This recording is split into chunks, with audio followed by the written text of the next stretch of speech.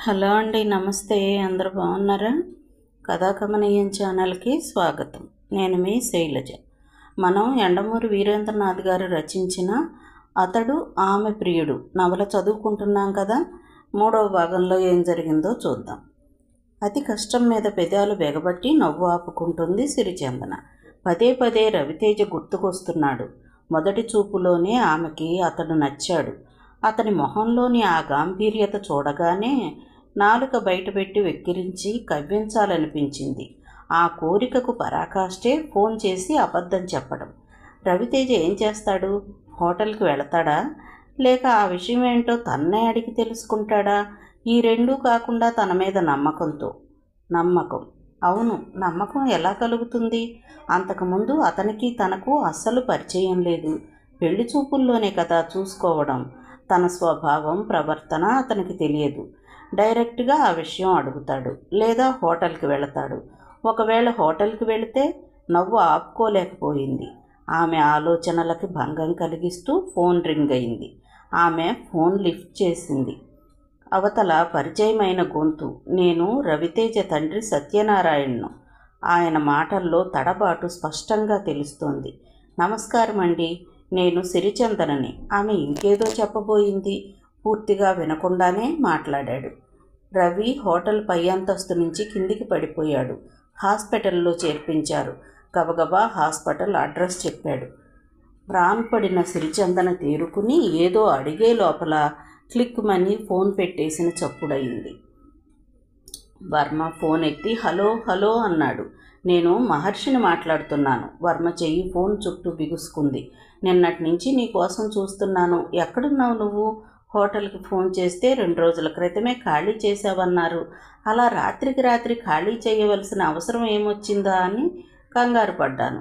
పోలీసులకు ఆచూకీ దొరికిందా? అటువంటిదేమీ లేదు వర్మ. మరి నేను ఇంకో హత్య చేశాను వర్మ. నిశ్శబ్దాన్ని చీలుస్తూ మహర్షి కంఠం నెమ్మదిగా వినిపించింది. వర్మ ఉలిక్కిపడ్డాడు. వాట్ అరిచాడు. అతని కంఠం కీచుగా ధ్వనించింది. ఎవరిని? శ్రీవాణి ప్రియుణ్ణి. మై గాడ్, వాడు నీకెక్కడ కనపడ్డాడు?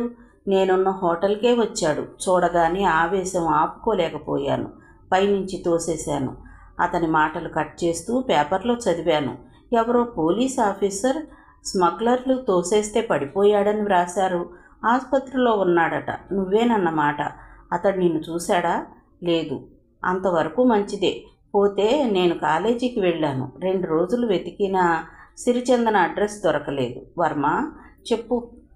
ఏమిటి మహర్షి? సంశయం ఏమిటి చెప్పు. నా మీద నీకు అసహ్యం కలగటం లేదా? వర్మ మాట్లాడలేదు. చెప్పు వర్మ. నీ మౌనం నన్ను రంపంలా కోసేస్తుంది. శ్రీవాణి డైరీ చదివావా? తన ప్రశ్నకు ఆ తిరుగు ప్రశ్నకు సంబంధం ఏమిటో అర్థం కాక చదివాను అన్నాడు. ఆ డైరీ చదివిన తరువాత నువ్వు ఏం చేసినా నీ మీద కోపం కానీ అసహ్యం కానీ కలగదు. నాకే కాదు, ఎవ్వరికీ కలగదు. థ్యాంక్స్. ఇప్పుడు ఏం చేద్దామనుకుంటున్నావు? కొంతకాలం ఎక్కడికైనా వెళ్ళి దాక్కోవాలి. హోటల్కి పోలీసులు వెళ్ళి ఎంక్వైరీ చేస్తే నా రూపురేఖలు వాళ్ళు చెప్పొచ్చు. మరి కొంతకాలం చూసి సరెండర్ అయిపోతాను. నేను నా శాయశక్తిలో ప్రయత్నిస్తున్నాను మహర్షి. నువ్వెక్కడున్నావో చెప్పు, వచ్చి కలుసుకుంటాను. ఈరోజు వద్దు, నేను ఢిల్లీ వెళ్తున్నాను. సిరి క్లాస్మేట్ ఒక అమ్మాయి అక్కడుంది. తనకి సిరి అడ్రస్ తెలుసునేమో, కనుక్కుని వస్తాను. ఈ పరిస్థితుల్లో నువ్వు అలా బయట తిరగటం క్షేమం కాదేమో మహర్షి. చెప్పానుగా, ఏ అపాయమూ నన్ను భయపెట్టదని.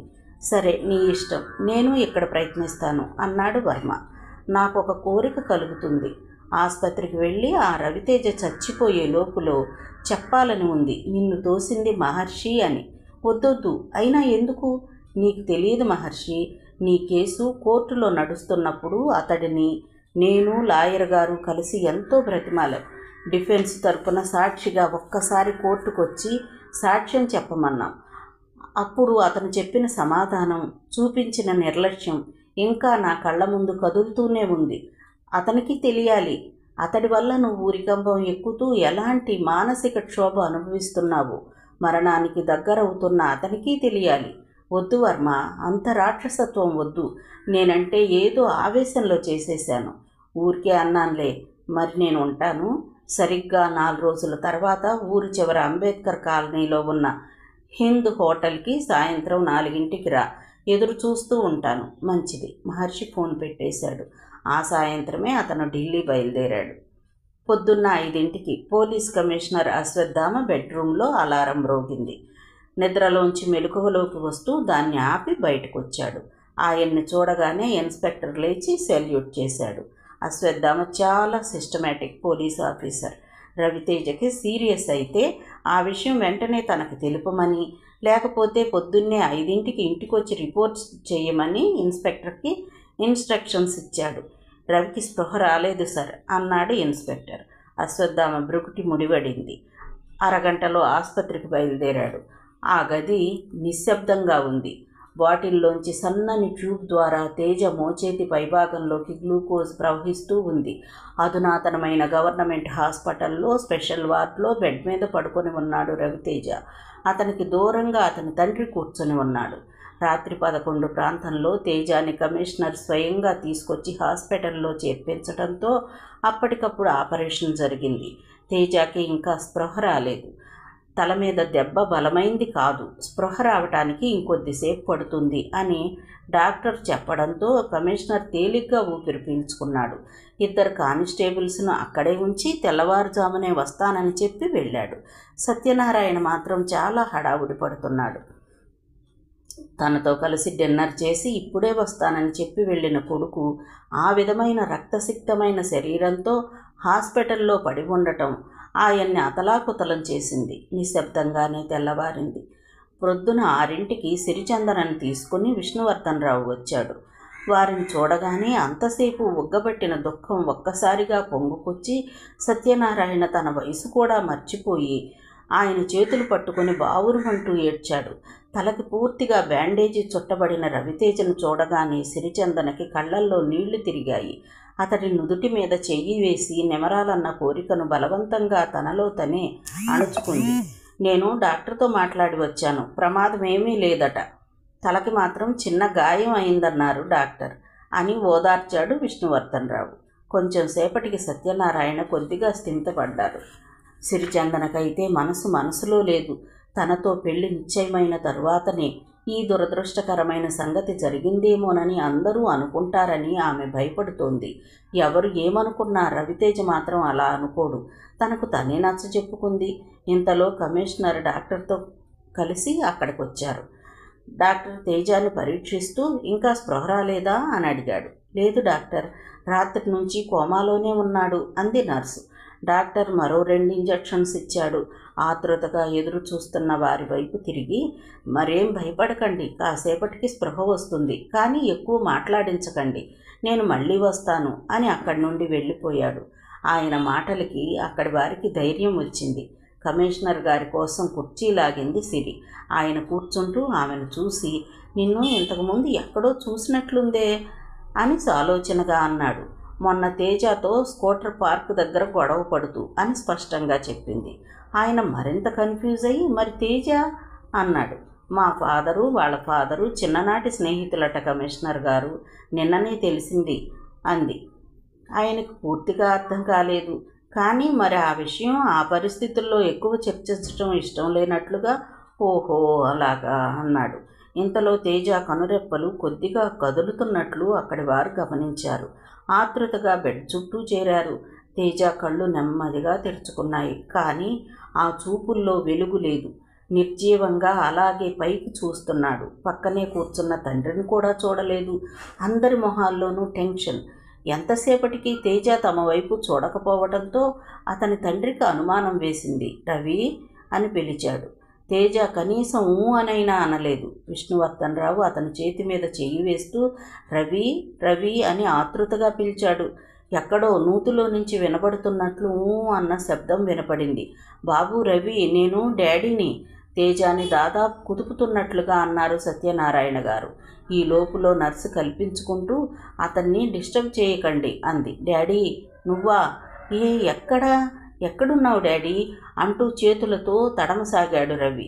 సిరిచందన దిగ్భ్రాంతురాలై చూస్తూ ఉండిపోయింది. నీ పక్కనే ఉన్నాను బాబు, ఇదిగో ఇక్కడ అంటూ తేజ చేతులు పట్టి ఊపాడు. తేజ చూపుల్లో ఏమాత్రం తేడా లేదు. అలాగే పైకి చూస్తున్నాడు. నాకేమీ కనిపించడం లేదు డాడీ, అంత చీకటిగా ఉంది డాడీ. అతని మాటల్లోని వ్యధ అక్కడి వాళ్ళ గుండెల్లోకి బాణాల్లా దూసుకుపోతోంది. ఇటు చూడు బాబు, నేను ఎక్కడున్నాను, ఇదిగో మీ మామయ్య, సిరి కూడా ఇక్కడే ఉంది అంటూ దాదాపు తేజ భుజాలు పట్టి తన వైపు హిస్టీరిక్గా తిప్పుకున్నారు సత్యనారాయణ గారు. తేజ వారి వైపే చూస్తున్నాడు, కానీ ఆ చూపుల్లో జీవం లేదు. గుడ్డివాడి చూపులా ఎక్కడో శూన్యంలోకి చూస్తున్నట్లుగా ఉంది. చేతులతో తడుముతున్నట్లు, డాడీ నాకెవ్వరూ కనిపించటం లేదు డాడీ, అంత చీకటిగా ఉంది, నాకేమైంది, నా కళ్ళు పోయాయా? అతని స్వరం రాను రాను ఆర్ద్రమవుతోంది. అతని కళ్ళల్లోంచి నీరు ధారాపాతంగా చెంపల మీదికి ప్రవహిస్తోంది. చిన్న పిల్లాడిలా. జ్వరం వస్తే పిల్లాడు ఎలా మాట్లాడతాడో అలా మాట్లాడుతున్నాడు. తేజ మాటలు విన్న సిరి అక్కడి నుండి డాక్టర్ దగ్గరికి వేగంగా పరిగెత్తింది. నర్సు మొహంలో కూడా ఆందోళన కనిపిస్తోంది. సిరి డాక్టర్తో తిరిగి వచ్చేసరికి సత్యనారాయణ గారు కొడుకు తలని దాదాపు పొదవి పట్టుకొని ఏడుస్తున్నారు. డాక్టర్ ఆయన్ని అక్కడి నుంచి బలవంతంగా తొలగించవలసి వచ్చింది. తేజ కనురెప్పలు చూపుడు వేలుతో కిందికి నొక్కి పరీక్షించి, ఆర్ యు ఆల్ రైట్ అని అడిగాడు. No sir, no it's very simple అంటూ విష్ణువర్ధన్ రావు వైపు తిరిగి, తలకి బాగా దెబ్బ తగలటం వల్ల ఆ షాక్ నుంచి ఇంకా తేరుకోలేదు పేషెంట్, అందుకే ఏమీ కనిపించటం లేదంటున్నాడు. కాసేపు ఆగితే అంతా మామూలైపోతుంది, వీలైతే స్కానింగ్ కూడా ఒకసారి చేయించటం బెటర్ అంటూ నర్సు వైపు తిరిగి, నర్స్ తేజకి స్కానింగ్ ఏర్పాట్లు చెయ్యి అన్నాడు. నర్స్ అక్కడి నుండి వేగంగా వెళ్ళిపోయింది. 10 నిమిషాల తర్వాత ఆ గదిలో స్ట్రెచ్చర్ ప్రవేశించింది. తేజాని దాని మీద పడుకోబెట్టారు. సిరిచందన ఈ ప్రపంచంలోనే లేనట్లు జరుగుతున్న సంఘటనల్ని అయోమయంగా చూస్తుంది. ఆమె మనసులో ఒక అగ్నిపర్వతం లావాని ఎగజిమ్ముతుంది. దానికి కారణం ఆమెకొక్కదానికే తెలుసు. 20 నిమిషాల తర్వాత మళ్ళీ తేజాని తీసుకొచ్చి బెడ్ మీద పడుకోబెట్టారు. తేజ కుడి చేతిని పట్టుకొని కమిషనర్ అన్నయ్యంగా, తేజ ఏమైనా కనపడుతుందా అని అడిగాడు. ఆ గొంతును గుర్తుపట్టి, లేదు సార్, ఏమీ కనిపించడం లేదు అన్నాడు తేజ. రిపోర్ట్ కోసం కమిషనర్ స్వయంగా వెళ్ళబోయాడు. అంతలోనే నర్సు వచ్చి, మిమ్మల్ని డాక్టర్ గారు రమ్మంటున్నారు అని చెప్పింది. మగవాళ్ళు ముగ్గురు వడివడిగా డాక్టర్ గారి దగ్గరకు వెళ్ళారు. సిరిచందన ఒక్కతే రవితేజ పక్కన ఉండిపోయింది. అతన్ని చూస్తూ ఉంటే ఆమెలో దుఃఖం కట్టలు తెగి ప్రవహించడం మొదలయ్యింది. ఆ చప్పుడికి తేజ కదులుతూ, ఎవరది అన్నాడు. నేను సిరిచందనని అంది. అతను చెయ్యి గాలిలోకి ఊపాడు. ఆమె దాన్ని పట్టుకొని మొహానికి గట్టిగా హత్తుకుంది. ఆ తరువాత తను సరదా కోసం ఆడిన నాటకం గురించి చెప్పసాగింది. చుట్టూ గ్లాసెస్తో ప్రత్యేకంగా తయారు చేయబడిన ఎయిర్ కండిషన్డ్ గది. డాక్టర్ పార్థసారథి రివాల్వింగ్ చైర్లో కూర్చొని ఉన్నాడు. అతను ఆ హాస్పిటల్ తాలూకు సూపరింటెండెంట్ కూడా. అతను రవితేజ స్కానింగ్ రిపోర్టు చూస్తూ ఉంటే ఎదురుగా కూర్చొని ఉన్న ముగ్గురులోనూ ఉద్వేగం.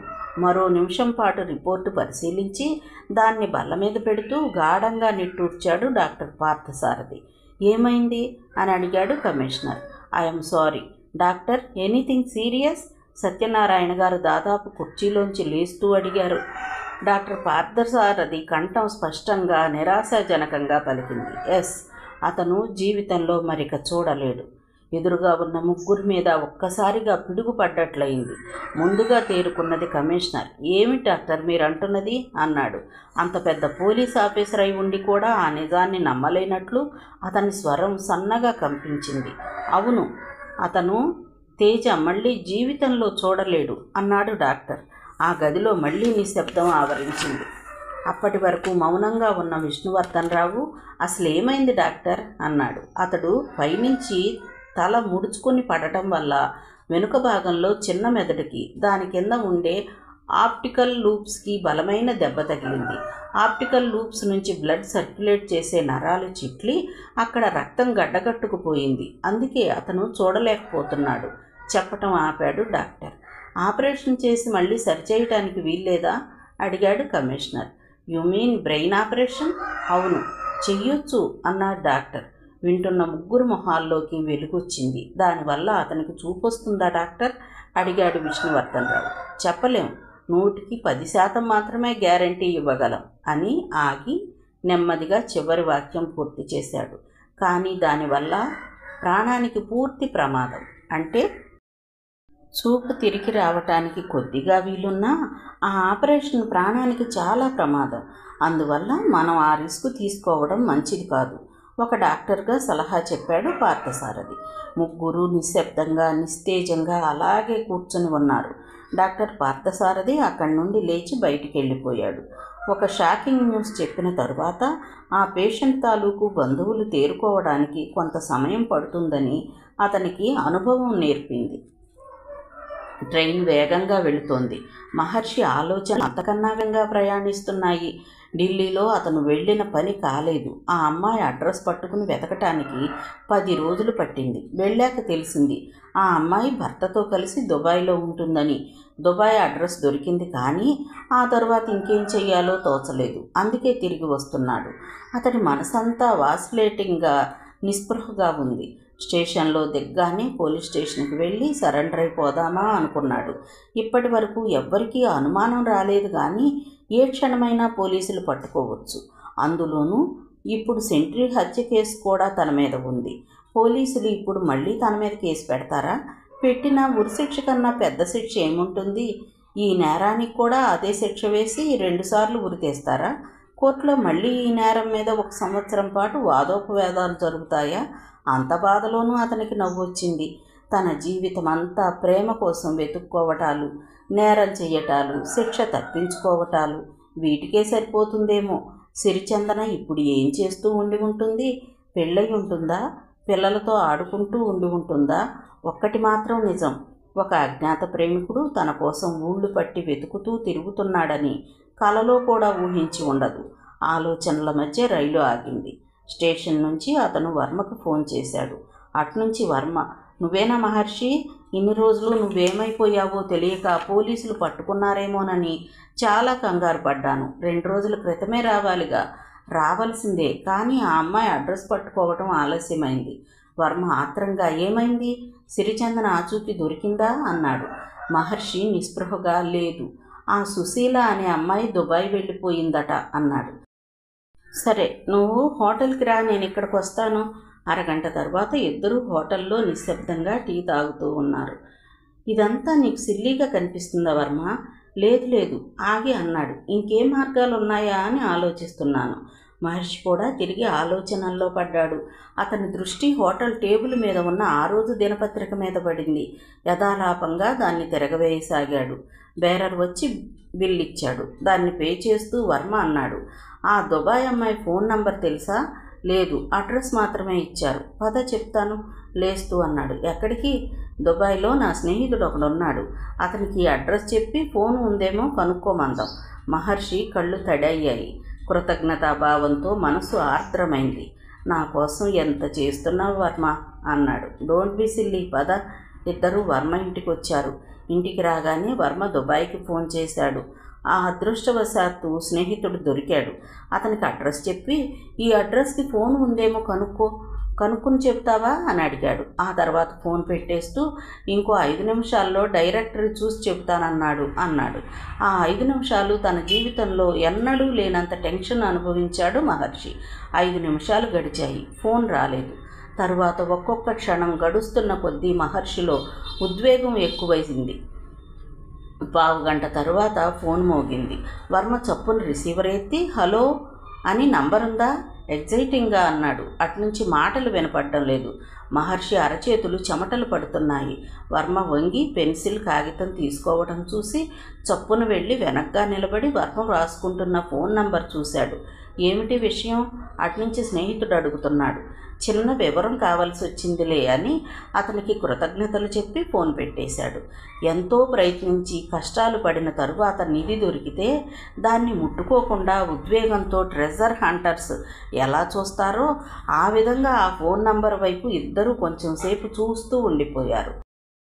1/2 నిమిషం అయ్యాక, ఫోన్ చేయి, ఎందుకలా ఉండిపోయావు అన్నాడు మహర్షి. వర్మ నవ్వి, దేవుణ్ణి ప్రార్థిస్తున్నాను అన్నాడు. తర్వాత వంగి ఒక్కొక్క నంబర్నే డయల్ చేయసాగాడు. ముందు దుబాయ్కి చేశాడు. ఆ తర్వాత మిగతా నెంబర్లు చేయబోతుంటే బయట కాలింగ్ బెల్ మోగింది. ఇద్దరూ ఒకరినొకరు చూసుకున్నారు. కిటికీలోంచి బయటకు చూశారు. బయట ఒక ఇన్స్పెక్టరు, వెనుకే 2 పోలీసులు నిలబడి ఉన్నారు. వర్మ ఇంకా ఫోన్ చేస్తూనే ఉన్నాడు. మహర్షి మెరుపులా అక్కడి నుంచి తప్పుకుని వర్మ దగ్గరకు వచ్చి, బయట పోలీసులు అన్నాడు. వర్మ తలెత్తాడు. అతని మొహం పాలిపోయింది. ఏం చేయాలో తోచనట్లు బ్లాంక్గా మహర్షి వైపు చూశాడు. ఆ నిశ్శబ్దాన్ని పేలుస్తూ మళ్లీ కాలింగ్ బెల్ గట్టిగా రూంలో ప్రతిధ్వనించింది. వెనక నుంచి దారేదైనా ఉందా? లేదు. Store room?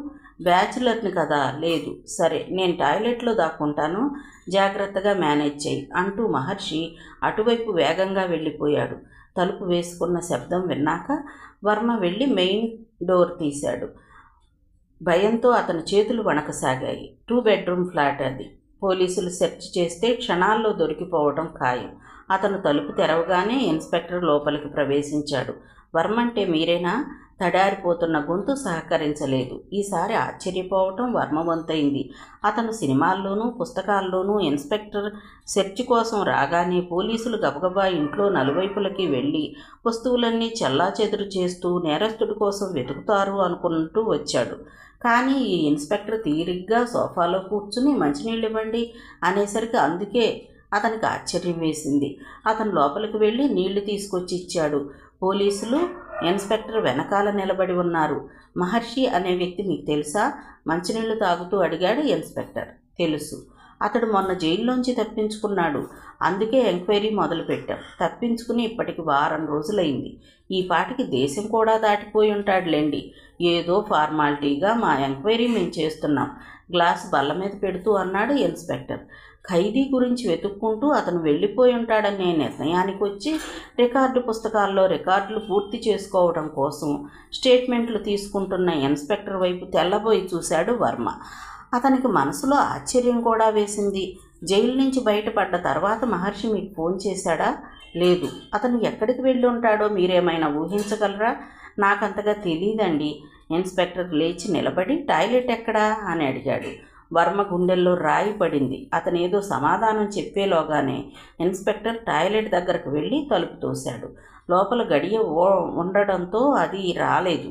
ఈ వర్షాలకి చెక్క తలుపు బిగుసుకుపోయినట్టుంది అన్నాడు బలంగా తోస్తూ. బెడ్రూమ్లో ఇంకో టాయిలెట్ ఉంది, రండి చూపిస్తాను అన్నాడు వర్మ ఎలాగో ధైర్యం చేసి. ఇన్స్పెక్టర్ అతనితో పాటు బెడ్రూమ్లోకి వెళ్ళాడు. వర్మ వచ్చి ముందు సోఫాలో కూర్చున్నాడు. అతనికి నవ్వాలో ఏడవాలో తెలియని పరిస్థితి. స్నేహితుడిని కాపాడుకోగలుగుతున్నందుకు సంతోషం వేస్తుంది. మరోవైపు పోలీస్ డిపార్ట్మెంట్ ఇలా ఉండటం చూసి బాధగా కూడా ఉంది. ఈ లోపల ఇన్స్పెక్టర్ టాయిలెట్లోంచి బయటకు వచ్చి సోఫాలో కూర్చున్నాడు. అతిమూత్ర వ్యాధి, వర్షాలు పడటం ప్రారంభిస్తే ఈ అవసరం ఇంకా ఎక్కువ అవుతుంది అన్నాడు తన పరిస్థితి వివరిస్తున్నట్లు. అవునండి, ఈసారి వర్షాలు బాగా పడుతున్నాయి. అంతా వరుణయాగం మహమండి, చూశారుగా అన్నాడు టేబుల్ మీద ఉన్న పేపర్ చూపిస్తూ.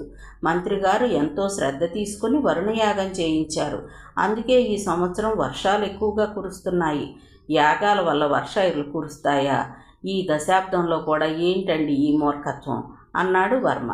ఇన్స్పెక్టర్ నేరస్తుడి గురించి విచారించడం మానేసి వర్షాల గురించి చర్చించడం అతనికి ఒక రకంగా సంతోషంగానే ఉంది. పోలీసులిద్దరూ ఆ గది గోడకున్న శ్రీదేవి క్యాలెండర్ వైపు, అర్ధనగ్నంగా ఉన్న మరో సినిమా స్టార్ వైపు చూస్తున్నారు. అయితే యాగాల వల్ల వర్షాలు కురవ్వని మీరనుకుంటున్నారా? ఇన్స్పెక్టర్ కంఠంలో సీరియస్నెస్ చూసి వర్మ భయపడ్డాడు. కాదంటే ఎక్కడ ఏదో ఒక నెపంతో తనని అరెస్ట్ చేస్తారేమోనన్న భయంతో. అబ్బే, అలాంటిదేం లేదండి. ఈ పేపర్లో ఎడిటోరియల్ చూసారా? మన మంత్రుల మూర్ఖత్వం గురించి ఎంత బాగా ఎడిటోరియల్ రాశారో అన్నాడు తనదేం తప్పు లేనట్లు. తప్పంతా పేపర్ చదవడం వల్ల వచ్చిన అభిప్రాయమే అన్నట్లుగా. అయితే తప్పంతా దేవాదాయ మినిస్టర్దేనంటారు అన్నాడు ఇన్స్పెక్టర్. నిశ్చయంగానండి, అసలు అంత మూర్ఖత్వం నేను ఎక్కడా చూడలేదు. ఆ దేవాదాయ మినిస్టర్ మా మామగారు. నన్ను చిన్నప్పటి నుంచి పెంచి పెద్ద చేసి పిల్లనిచ్చారు అన్నాడు ఇన్స్పెక్టర్ సీరియస్గా. వర్మ ఉలిక్కి పడ్డాడు. మొహం పాలిపోయింది. ఈసారి ఇన్స్పెక్టర్ తనని తప్పకుండా అరెస్ట్ చేస్తాడనుకున్నాడు. కొంచెం తడబడి, మినిస్టర్ది ఏం తప్పు లేదండి, ఏదో ఒకటి చెయ్యాలి కదా, ఏ పొట్లో ఏ పాముందో. యాగాలు చేస్తే మేఘాలు కురుస్తాయని ఋగ్వేదంలో రాసింది. బహుశా మినిస్టర్ గారు, అదే మీ మామగారు ఆ వేదం చదివి ఉంటారు. అందువల్ల ఆ యాగం చేస్తున్నారు.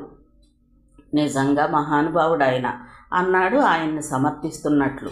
ఇన్స్పెక్టర్ కాస్తంత గర్వంగా ఫీల్ అయినట్లు కనపడ్డాడు. అతన్ని మరింత ఉబ్బేయటం కోసం వర్మ ఆ పేపర్ వాళ్ళకి అస్సలు బుద్ధి లేదండి, ఎడిటోరియల్ చూడండి, మీ మామగారి గురించి ఎంత దారుణంగా రాశారో, ఆయన పరిధిలో ఆయన ప్రజాసేవ చేయదలుచుకుంటే వీళ్ళదేం పోయింది చెప్పండి, ఈ ఎడిటర్లకి కుళ్ళు అన్నాడు. ఇన్స్పెక్టర్ బల్ల మీద ఉన్న పేపర్ తీసి అదేం పేపరో చూశాడు. మీరు ఈ ఎడిటర్నే కదా తిడుతోంది?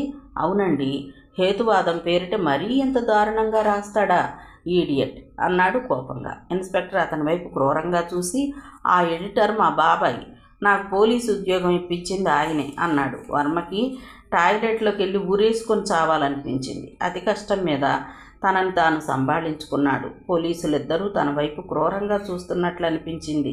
కేవలం ఇన్స్పెక్టర్ పర్మిషన్ కోసమే ఆగినట్లు, ఆయన అనుమతి ఇవ్వగానే లాకప్ రూమ్లో పడేసి కొట్టడానికి తయారవుతున్నట్లు కనిపించారు. మొహం మీద అతి ప్రయత్నం మీద చిరునవ్వు తెచ్చుకున్నాడు. అసలు అందులో ఒక లాజిక్ ఉందండి. ఈ దినపత్రిక చూడండి, ఇందులో వాస్తు సలహాలు, వారఫలాలు, తిథి వార నక్షత్రాలు అన్నీ ఉంటాయి. మరోవైపు ఒక మినిస్టర్ గారు యాగాలు చేస్తానంటే దాన్ని ఖండిస్తూ ఎడిటోరియల్ ద్వారాను, భక్తుల్ని వారఫలాల ద్వారాను ఆకర్షించటం కోసం. అలాగే మినిస్టర్లు యాగాలు చేస్తారు. ఎందుకు? ఇది ఎలాగూ వర్షాకాలమే కాబట్టి ఒకటో రెండో వర్షాలు పడక మానవు. అలా వర్షాలు పడ్డాయంటే అప్పుడు ఈ యాగాల వల్ల వర్షాలు కురుస్తాయని చెప్పి అలా యాగాలు చేయించిన మినిస్టర్లకు ఓట్లు వేస్తారు జనం. కాబట్టి ఎడిటర్లు మేధావులే, మినిస్టర్లు మేధావులే. మీ మామయ్యని బాబాయిని ఇద్దరిని మేధావులుగా పొందగలిగిన మీరు నిజంగా ఎంతో గ్రేట్. ఇన్స్పెక్టర్ ఈసారి చాలా సంతృప్తిగా నవ్వాడు. లేచి నిలబడి హ్యాట్ తీసుకుంటూ, వెరీ గుడ్, చాలా బాగా చెప్పావోయ్ అన్నట్టు నేను ఎందుకోసం వచ్చాను? మహర్షి అనే ఖైదీ తప్పించుకున్నాడండి, అతన్ని వెతకడం కోసం మీరు వచ్చారు. కరెక్ట్. అతడేమన్నా ఫోన్ చేస్తే మా పోలీస్ స్టేషన్లో చెప్పు, నేను లేకపోయినా మా సబ్ ఇన్స్పెక్టర్ ఉంటాడు అని అక్కడి నుంచి పోలీసులను తీసుకుని వెళ్ళిపోయాడు. వర్మ చాలాసేపు వాళ్ళు వెళ్ళిన వైపు చూస్తూ నిలబడి నిట్టూర్చాడు. తరువాత తలుపేసి టాయిలెట్ దగ్గరికి వెళ్ళి 3 సార్లు కొడుతూ, వాళ్ళు వెళ్ళిపోయారు మహర్షి, నువ్వు రావచ్చు అన్నాడు. మహర్షి టాయిలెట్లోంచి బయటకు వస్తూ, ఏం జరిగింది, రకరకాల ప్రశ్నలు వేస్తూ ఇబ్బంది పెట్టారా అని అడిగాడు. దేశంలో వర్షాలు ఎందుకు కురవట్లేదు అనే విషయం మీద చాలాసేపు డిస్కస్ చేశాం అంటూ జరిగినదంతా చెప్పాడు. మహర్షి తేలిగ్గా ఊపిరి పీల్చుకుంటూ, మై గాడ్, ప్రమాదం కొద్దిలో తప్పిందన్నమాట అన్నాడు. నువ్వు రూపురేఖలు మార్చుకోకుండా ఎంత నిర్భయంగా ఎలా తిరుగుతున్నావో ఇప్పుడు నాకు అర్థమైంది అన్నాడు వర్మ నవ్వుతూ. ఇద్దరూ ఫోన్ దగ్గరకు వచ్చి మళ్ళీ దుబాయ్ నెంబర్ కోసం ప్రయత్నించారు. మేడం, నేను ఇండియా నుండి మాట్లాడుతున్నాను, సుశీల గారు మీరేనా అన్నాడు తెలుగులో. అవునండి, అటునుంచి ఇంది వినపడింది. మహర్షికి మళ్ళీ టెన్షన్ పెరగసాగింది. అప్పటిదాకా ఉన్న భయం వేరు, ఇప్పుడు పెరుగుతున్న టెన్షన్ వేరు. వర్మ ఇటునుంచి ఫోన్లో అడుగుతున్నాడు. చూడండి మేడం, సిరిచందన అనే అమ్మాయి మీ క్లాస్మేట్ ఒక ఆమె ఉండాలి. ఆ అమ్మాయి అడ్రస్ మీకేమైనా తెలుసా? మీరెవరు? మీరు చదివిన కాలేజీలో ఓల్డ్ బాయ్స్ అసోసియేషన్ ప్రెసిడెంట్ని. మీ గురించి ఢిల్లీలో కూడా ప్రయత్నించాం. మీరు దుబాయ్లో ఉన్నారని నెంబర్ ఇచ్చారు. మీరు దొరికారు. వీలైతే మీరు ఫంక్షన్కి రాగలరా? ఇన్విటేషన్ పంపిస్తాను. రాలేనండి, అటునుంచి వినపడింది. మరి సిరిచందన అడ్రస్ కూడా నాకు తెలియదండి. ఆ అమ్మాయి ఆ ఊళ్ళోనే ఉండాలి. రిసీవర్ దగ్గరగా చెవి పెట్టి ఆ సంభాషణ అంతా వింటున్న మహర్షికి ఒక్కసారిగా నిస్సత్తువ ఆవహించింది. వాళ్ళ నాన్న పెద్ద కలప వ్యాపారం అండి. ఆయన పేరు ఏదో ఉండాలి, గుర్తు రావడం లేదు. బట్ నాకు తెలుసు, ఆ ఊళ్ళోనే పెద్ద కలప మర్చెంట్. పేరేమైనా గుర్తు తెచ్చుకోగలరా? ఏదో చెప్పిందండి, అంత గుర్తులేదు. కానీ ఆ అమ్మాయికి అరకులో ఏదో గార్డెన్ కూడా ఉంది. 3 నెలలకోసారి అక్కడ తల్లిదండ్రులతో కలిసి వెళ్ళొస్తుండేది. అంతవరకు గుర్తుంది. థ్యాంక్స్ అండి. ఏదైనా పేరు గుర్తుకొస్తే మాత్రం జ్ఞాపకం ఉంచుకోండి, మళ్ళీ రేపు చేస్తాను అని చెప్పి ఫోన్ పెట్టేశాడు వర్మ. మహర్షి అన్ని ఆశలు కోల్పోయిన వాడిలా కూర్చుండిపోయాడు. వర్మకి అతన్ని చూస్తే జాలేసింది. ఓదారుస్తున్నట్లు, కొంతలో కొంత నయంగా ఉంది మహర్షి. కనీసం ఆ అమ్మాయి తండ్రికి కలప వ్యాపారం ఉందని, అరకులో గార్డెన్స్ ఉన్నాయని తెలిసింది. ఆ రకంగా ప్రయత్నిద్దాం. ఏ రకంగా అడిగాడు మహర్షి. ఈ ఊళ్ళో ఉన్న పెద్ద కలప వ్యాపారస్తుల నంబరు టెలిఫోన్ డైరెక్టరీలో మళ్ళీ ట్రై చేద్దాం. సిరిచందన ఎక్కడున్నా దొరక్కపోదు. నువ్వు ఆ పని చెయ్యి, నేను ఈలోపు అరకు వెళతాను. వర్మ ఆశ్చర్యంగా అరకు దేనికి అడిగాడు. అక్కడ ఎవరన్నా కలప వ్యాపారస్తుల తాలూకు తోటలున్నాయేమో కనుక్కుంటాను. ఇంత పెద్ద ఊళ్ళో ఎంక్వైరీ చేయటం కన్నా అలాంటి ఊర్లో ఎంక్వైరీ చేస్తే దొరకటం సులభం. అరకులో ఎక్కడుంటావు? మహర్షి టేబుల్ మీద ఉన్న దినపత్రికలో ఓ చిన్న ప్రకటన చూపించాడు. అందులో వాంటెడ్, అరకులో హౌస్ కీపర్గా పనిచేయుటకు ఒక అసిస్టెంట్ కావలెను, ఉత్సాహవంతులైన యువకులు కావలెను, సంప్రదించండి అని ఉంది. రేపొద్దునే ఈ ఆఫీస్కి వెళ్ళి ఉద్యోగం గురించే ప్రయత్నిస్తాను అన్నాడు మహర్షి. వర్మ ఏమీ మాట్లాడలేదు, మౌనంగా ఉండిపోయాడు. అతని మౌనాన్ని చూసిన మహర్షి అడిగాడు, రేపొద్దున ఉరికంబం ఎక్కాల్సిన వ్యక్తి ఇలా ఉద్యోగాలంటూ ఆఫీసుల వెంట తిరగటం చూస్తుంటే నీకు నవ్వొస్తుంది కదూ?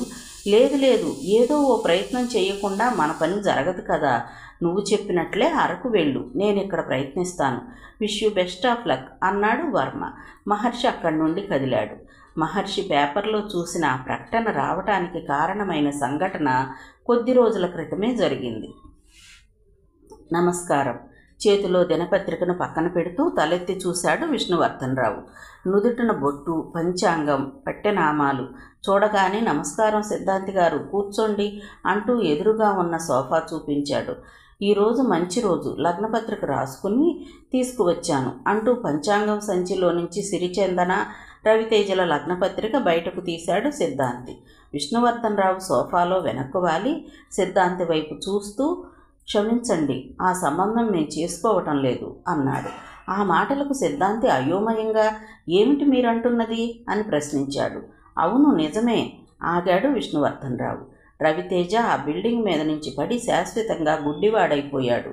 ఇక ఈ పెళ్ళి ఎలా చేస్తాం? అతని గొంతు బాధతో పూడుకుపోయింది. అయ్యో అలాగా అంటూ జాలిగా చూశాడు సిద్ధాంతి. తర్వాత ఏం మాట్లాడాలో తోచలేదు. కొంచెం సేపు మౌనంగా కూర్చుని, ఇక నేను వెళ్ళొస్తానండి అంటూ లగ్నపత్రిక పంచాంగంలో పెట్టుకుని నమస్కారం చేసి అక్కడి నుండి వెళ్ళబోయాడు. విష్ణువర్ధన్ రావు గాఢంగా నిట్టూర్చి తిరిగి దినపత్రికను చేతుల్లోకి తీసుకోబోతుంటే మేడ మీద నుంచి సిరిచందన మెట్లు దిగి వచ్చింది. విష్ణువర్ధన్ రావు ఆమె వైపు పరిశీలనగా చూశాడు. 2 రోజుల్లోనే ఎంతో వాడిపోయినట్లుగా ఉంది ఆమె మొహం. డాడీ అంది ఎదురుగా కూర్చుంటూ. ఆమెలో ఏదో చెప్పాలన్న భావం అస్పష్టంగా కనపడుతోంది. విష్ణువర్ధన్ రావు కూతురి వైపు ప్రశ్నార్థకంగా చూశాడు.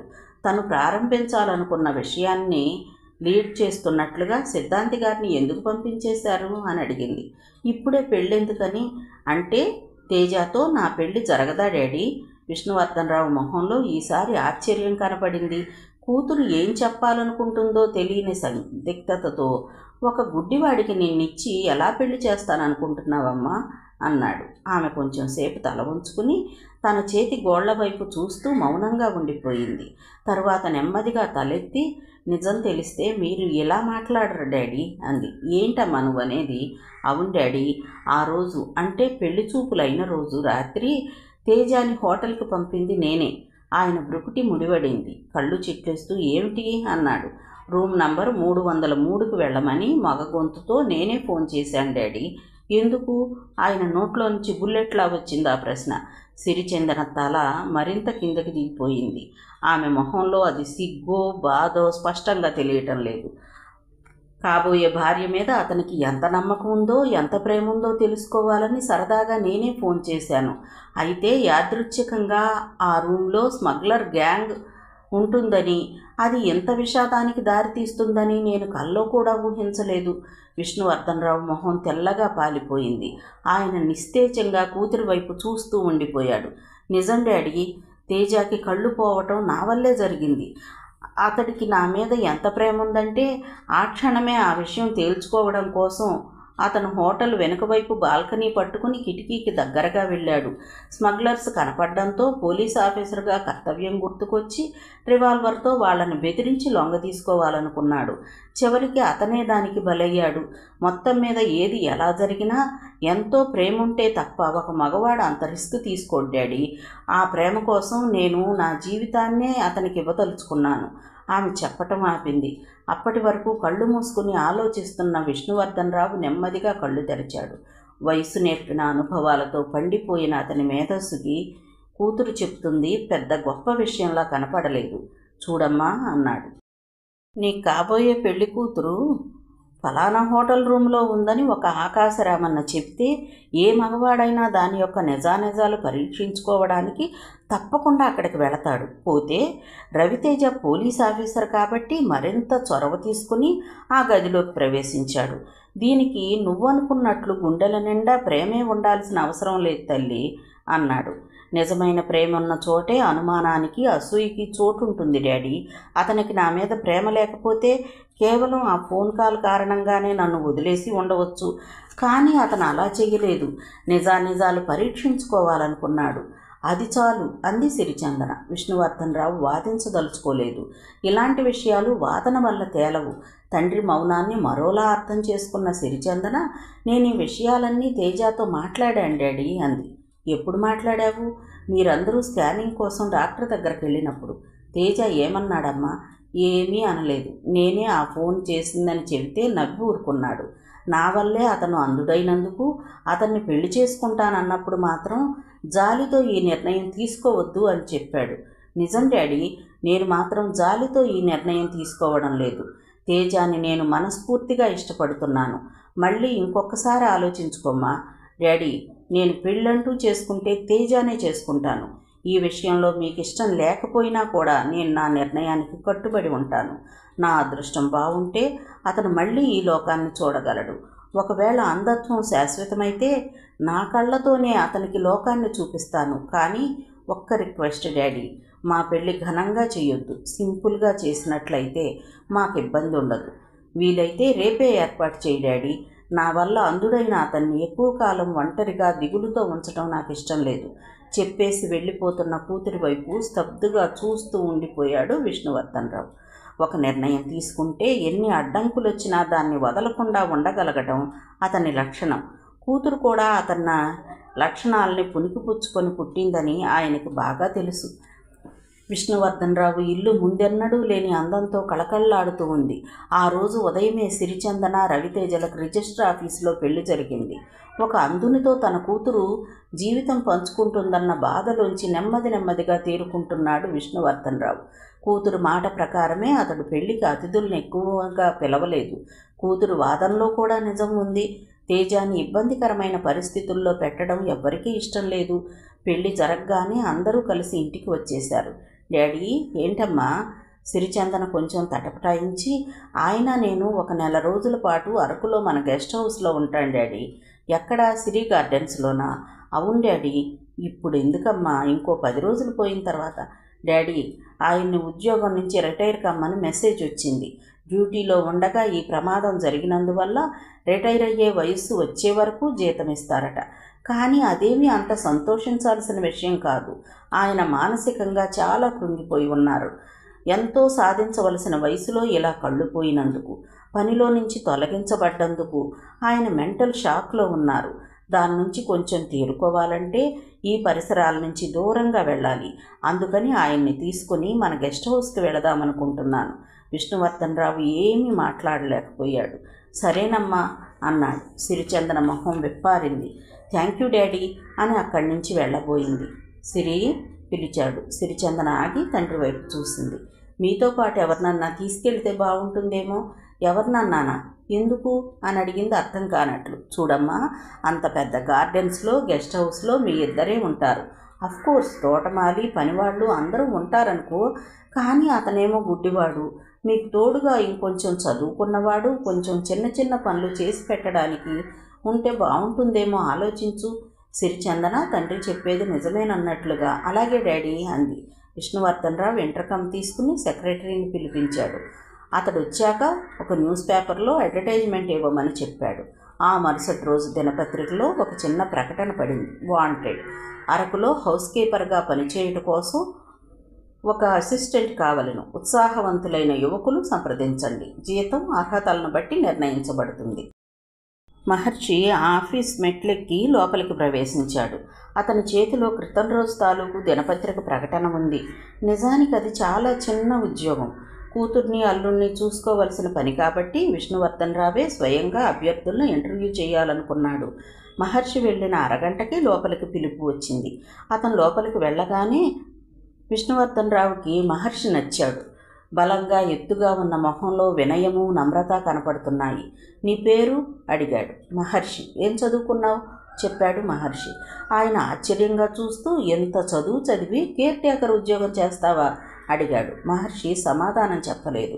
అయితే విష్ణువర్ధన్ రావు ఆ విషయం మరి రెట్టించలేదు. మరికొన్ని ప్రశ్నలు వేసి సంతృప్తి చెందినట్లు, వెళ్ళి రేపు ఉదయం డ్యూటీలో జాయిన్ అయిపో. అక్కడ పనిచేసే చలమయ్యకు నేను ఫోన్ చేసి చెప్తాను. సిరి గార్డెన్స్ అని అరకులో ఎవరిని అడిగినా చెప్తారు. ఆ కాంపౌండ్లోనే ఉన్న అవుట్ హౌస్లో ఉండు. మహర్షి తల ఊపాడు. విష్ణువర్ధన్ రావు తిరిగి చెప్పాడు.